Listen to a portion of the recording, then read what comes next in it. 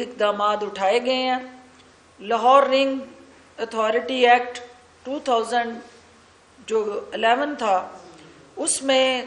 ترامیم کر کے اس کے دائرہ کار کو پورے پنجاب میں پھیلا دیا گیا ہے تاکہ جہاں جہاں بھی رنگ روڈز اور اس کے ساتھ ملحقہ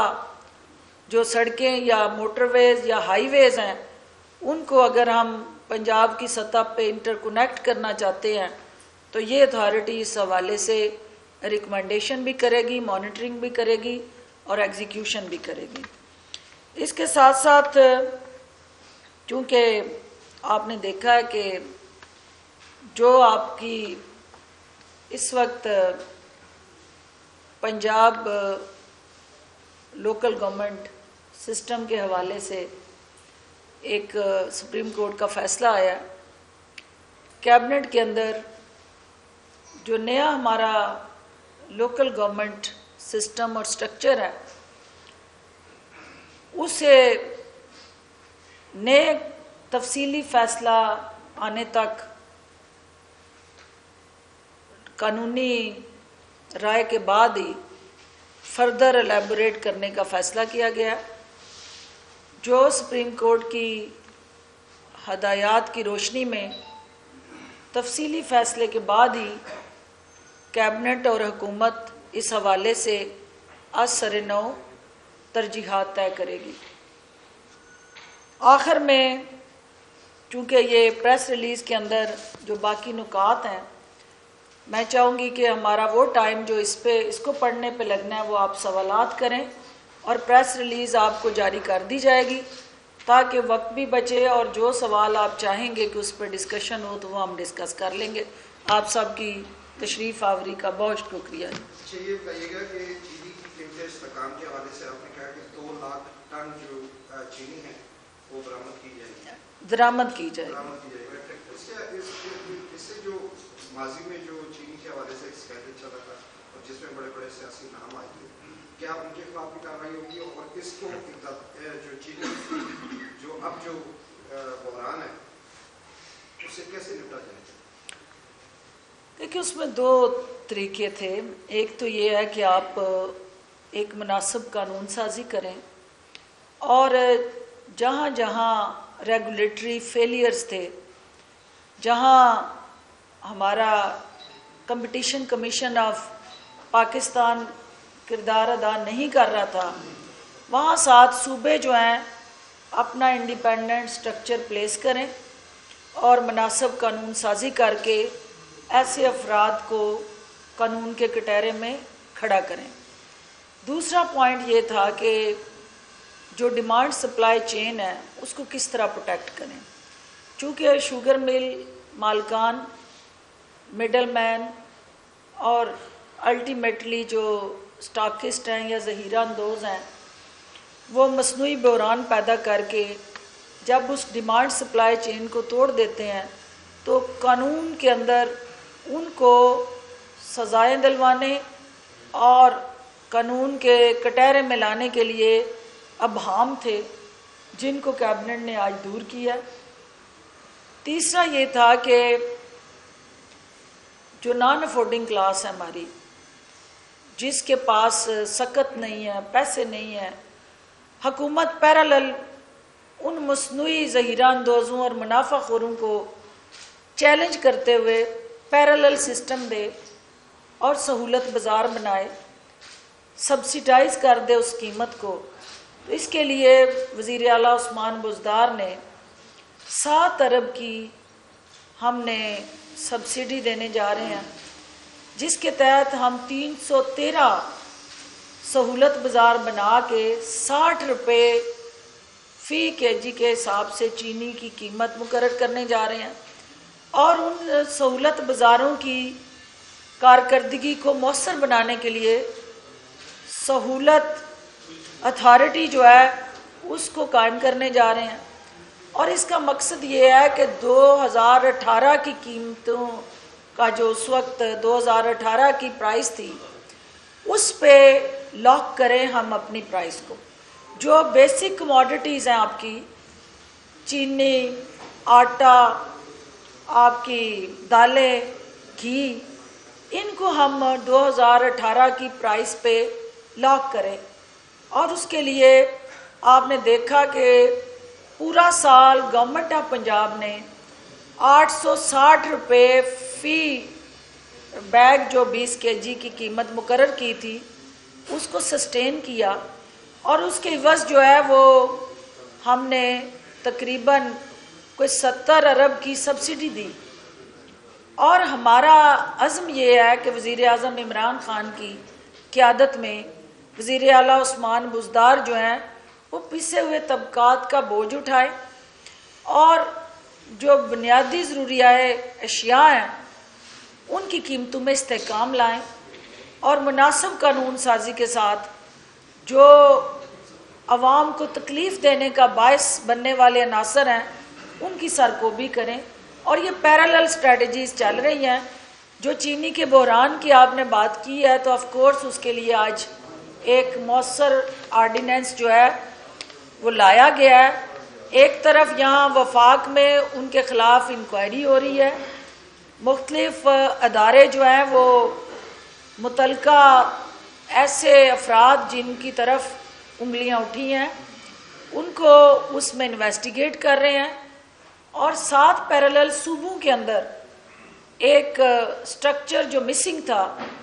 اس کو پلیس کر رہے ہیں، اور دونوں عمل ساتھ ساتھ چل رہے ہیں. میں تو یہ بڑا خوشائند ہے کہ وزیر اعلیٰ پنجاب جو ہے وہ اچانک سے بیدار ہوئے ہیں اور بڑے پنجاب کی طوفانی دورے کی، اور اس کا نتیجہ ہے کہ بجلی والے معاملے میں بھی ایکشن ہوا، پھر گندم والے معاملے میں بھی، مہنگائی بھی، اور کیا یہ پی ڈی ایم نے کیا ہے کہ یہ ہماری وجہ سے پنجاب کے کابینہ اور وزراء جو ہے وہ جاگے ہیں اور کچھ کرنے جا رہے ہیں. ایک دوسرا یہ ہے کہ آپ انکوائریز کرتے ہیں، ان کو گرفتار کرتے ہیں کہ عوام تک اس کے نتائج نہیں آ رہے. آگے رمضان آ رہا ہے، رمضان المبارک کے موقع پر آپ سستے رمضان بازار کو لگانے جا رہے ہیں، لیکن لوگوں میں اتنی بھی سطح نہیں رہی کہ وہ سستے رمضان بازاروں کا آپ رخ کریں. اب عوام یہ کہتی ہے کہ جو اساس کے آپ کے ٹرک ہیں وہ سیر اور رفتار کے وقت ہمارے گھروں کے باہر لگا دیں، ہم آسانی سے وہاں سے یہ چیزیں لے لیں. جو آپ کا پہلے عثمان بزدار صاحب کی موومنٹ کے حوالے سے سوال ہے، آپ بار بار آپ کو یاد دلانا پڑتا ہے ہمیں کہ یہ پیارا صوبہ جس پی ڈی ایم کے آج آپ گن گا رہے ہیں اس پی ڈی ایم کے ہی شاہکار 1200 ارب کا مقروض چھوڑ کے گئے تھے، اور 1200 ارب کا اوور پیمنٹ کرنے کے بعد ڈیفالٹ کیا صوبہ جو ہے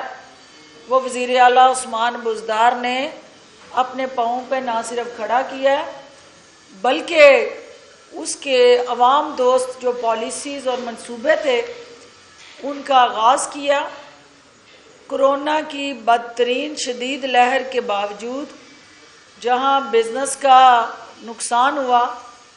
اور ریونیو جو صوبہ پنجاب کو اس سے پہلے 250-300 ارب تک جاتا رہا، وہ پچھلے 2 سال جو گیا وہ 30 سے 35 ارب کے اندر گیا. تو جہاں پہ اتنا گیپ ہوگا ریسورسز کا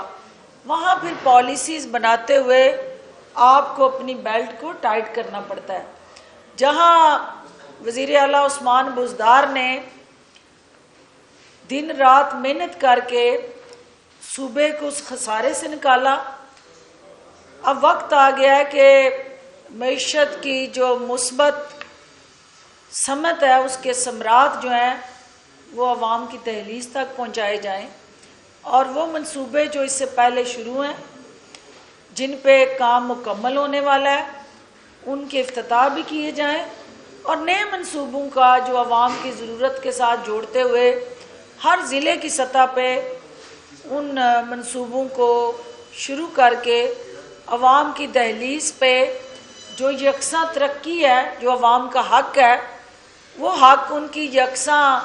ترقی کا ان کی دہلیز پہ جا کے دیا جائے. تو یہ تو وزیر اعلیٰ کو شاباش دیں. آپ اس کا کریڈٹ بھی اگر پی ڈی ایم کو دینا چاہتے ہیں، تمہیں نے درد دیا تھا تمہیں دعا دیں گے، وہ ساری حدیثیں نہیں فرماتے جو انہوں نے اب تک بویا وہ اس کی عوام نے مہنگائی کی شکل میں کاٹا. جو انہوں نے بویا تھا عوام نے بینک کرپسی کی شکل میں صوبے نے کاٹا. کوئی وہ پھول یہاں بکھیر کے نہیں گئے تھے کہ جو عوام اس پہ چلتی. کانٹے ہی کانٹے تھے جو عثمان بزدار اور عمران خان عوام کے راستے کے چن رہے ہیں اور آپ کے قدموں کو اور آنے والی نسل کے مستقبل کو محفوظ بنانے کے لیے کوشاں ہیں. ان کا کام اگر صرف اور صرف اپنے بچوں کے لیے سوچنا اور اپنے کیسز سے فرار کے لیے ایک دوسرے کو کندھا دینا اور اداروں کو کمزور کرنے کی سازشوں میں حصے دار بننا اور اپنے بینک بیلنس بچانے کے لیے تگ و دو میں مصروف عمل رہنا، تو یہ ایک دوسرے کا سہارا تو بن سکتے ہیں. عوام کو سہارا دینے کے لیے ان کے پاس نہ کوئی حکمت عملی ہے، نہ کوئی روڈ میپ ہے، اور نہ پاکستان کو ترقی اور خوشحالی کی راہ پہ ڈالنے کے لیے کوئی وے فارورڈ ہے. یہ ایک دوسرے کو بچانے کی مہم پہ نکلے ہیں. تو ان کا ذکر آپ نہ کیا کریں. یہ پاکستان ڈکیٹ وہ مومنٹ جو ہے اپنی موت آپ مر چکی ہے، اور یہ اس وقت ایک وہ اس لیے دے رہے ہیں کہ طفل تسلیاں دے رہے ہیں نا. اور یہ ذہن میں رکھیں کہ جو 100 دن چور کا ہوتا ہے 1 دن سعد کا ہوتا ہے. تو 100 دن چور نے عیاشیاں کر لی کہ ایک دن آنا ہے کہ سعد کا دن بھی آنا ہے. اور عوام جو ہے وہ سمجھتے ہیں یہی وجہ ہے کہ ان کی ہر کال، ان کا ہر وار، ان کی ہر قسم کی بڑک عوام نے پاؤں کے نیچے روند دی ہے اور کہیں ان کو پذیرائی نہیں ملی ہے. اور آخر میں ایک دوسرے کو سلیکٹڈ فیملی کہنے کے تانے دینے پہ مجبور ہوئے ہیں. اور یہ عوام کی جیت ہے اور عوام اس وقت عمران خان کے پیچھے کھڑے ہیں. آخری سوال ہے جی کیونکہ خبر نامہ عوام عمران خان کے پیچھے کھڑے ہیں. بالکل پرائم منسٹر یہ بتائیے گا کہ سب سے بڑا ایشو تھا کشمیر کے حوالے سے. اس کشمیر کے حوالے سے اب جو معاملہ دونوں طرف چل رہا ہے تو جو اپوزیشن ہے وہ یہ کہہ رہی ہے کہ خفیہ معاہدہ ہو چکا ہے اس حوالے پاکستان کے کشمیر کے معاملے پر پاکستان اور انڈیا کے درمیان. حکومت پاکستان کا، پنجاب کا آپ کا کیا موقف ہے کشمیر کے ایشو پر؟ کیا کشمیر جو شاہراہ کی ہماری وہ کٹ چکی ہے؟ کشمیر جی لاسٹ کیونکہ خبر نہ جی نواز جو ہے وہ نیب پیش ہونے جا رہی ہے تو اس حوالے سے پنجاب حکومت نے کیا اقدامات کر؟ پنجاب سے ریلیٹڈ چونکہ آپ کا سوال ہے ان کا میں بعد میں جواب دوں گی. پنجاب جو ہے وہ حق حکمرانی جو ہے اس کا حق محفوظ رکھتا ہے اور پنجاب جو ہے وہ فلمی سٹائل میں نیب میں انٹری ڈالنے والی جعلی راجکماری اور پھولن دیوی کو یہ بتانا چاہتا ہے کہ نیب کا سیکشن جو ہے وہ 31 سب سیکشن 2 جو ہے اس بات کی نشاندہی کرتا ہے کہ کوئی بھی ایسا ملزم جو پروٹیکٹیو بیل لے کے آتا ہے اگر وہ اپنا دل پشوری کرنے کے لیے نقص امن عامہ پیدا کرتا ہے، عوام کو تکلیف دینے کے لیے قانون کو للکارتا ہے، اداروں پہ لشکر کشی کرتا ہے، اپنی ذات کے اور مفادات کے تحفظ کے لیے اداروں کو متنازع بنا کے چڑھائی کرتا ہے اور مخصوص کسی کیس میں پروٹیکٹڈ بیل لے کے آتا ہے تو وہ کوئی سرٹیفکیٹ نہیں لے کے آ رہا، کوئی NOC نہیں اس کو مل رہا کہ آپ مادر پدر آزاد ہو گئے ہیں اور قانون کو توڑنا آپ نے کھیل بنا کے اس مقدس ادارے کو جو کانسٹیٹیوشنل باڈی ہے اس پہ یلغار کر کے آپ کوئی ورلڈ کپ جیتنے آ رہی ہیں یا کوئی ٹرافی لینے آ رہی ہیں. تو جو قانون توڑتا ہے، قانون کے رکھوالے جنہوں نے اس قانون کی پاسداری کا حلف اٹھایا ہوا ہے، وہ قانون کے ان قانون شکنوں کو آڑے ہاتھوں لیں گے، اور جس نے بھی قانون کو للکارا ہے، قانون نے اس کے خلاف اپنا راستہ خود بنایا ہے۔ قانون سے زیادہ طاقتور کوئی نہیں ہے، اور جب کوئی قانون کی طاقت کو چیلنج کرتا ہے، قانون اپنی طاقت کو یقینی بنانے کے لیے ہر اس قانون شکن کے ہاتھ کو روکتا ہے۔ جو آپ کا سوال ہے کشمیر کے حوالے سے، تو جو کئی نسلوں سے کشمیر کو گھر کی لونڈی بنا کے، ذریعہ معاش بنا کے بیچتے رہے ہیں، آج وہ ہمیں کہیں گے کہ کشمیر کا سودا کر لیا ہے، جن کے منہ سے کبھی UN جنرل اسمبلی ہو، ہندوستان کی کوئی لیڈرشپ یا کوئی بین الاقوامی سیمینار، خوف کے مارے ان کے منہ سے کبھی کشمیر کا ذکر آپ نے نہیں سنا۔ وزیر اعظم عمران خان کشمیریوں کا وکیل بھی ہے، کشمیریوں کا ترجمان بھی ہے، اور پہلی دفعہ UN کے اندر کشمیر کا مقدمہ جس دلیری، جرات مندی اور بہادری سے لڑا ہے، وہ کشمیر کمیٹی کے کئی سال چیئرمین بن کے اس پہ روٹیاں توڑنے والے جو ہیں، وہ نہ ہمیں بتائیں کہ کشمیر کا مقدمہ کیسے لڑنا ہے۔ کلبھوشن کا نام لیتے جن کی زبان کنگ ہو جائے، وہ نہ ہمیں بتائیں۔ اپنی بیٹیوں کی شادیوں کے لیے مودی سے گلابی پگڑیاں بدلنے والے ہمیں نہ بتائیں۔ جندال کے ساتھ کاروبار کرنے والے، پینگے بڑھانے والے نہ ہمیں سکھائیں کہ کشمیر کو کیسے بچانا ہے۔ کشمیر پاکستان کی شاہراہ ہے، کشمیر پاکستان کی شناخت ہے، کشمیر کے بغیر پاکستان کا وجود نامکمل ہے، اور یہ سیاسی ڈرامے بازی کی بھینٹ چڑھا کے